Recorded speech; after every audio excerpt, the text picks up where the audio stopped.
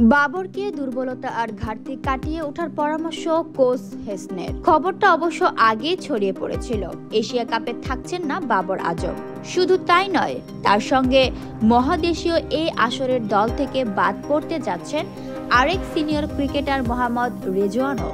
সেই উড়ো খবরটি শেষে সত্য হলো। বাবর রেজওয়ানকে ছাড়াই এশিয়া কাপের জন্য 17 সদস্যের দল ঘোষণা করেছে পাকিস্তান ক্রিকেট বোর্ড।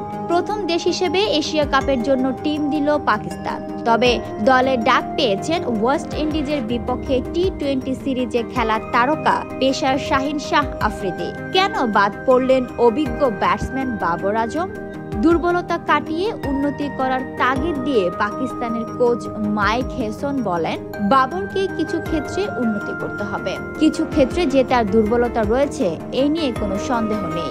বিশেষ করে স্পিন বলের বিপক্ষে ও স্ট্রাইক রেটের ক্ষেত্রে উন্নতির প্রয়োজন। প্রত্যাশা করি সে দ্রুত ফিরতে পারবে। কঠোর পরিশ্রম করছে নিজের ঘাটতিগুলো দূর করার জন্য। Fatema Tuz Zohra, people voice television, Dhaka.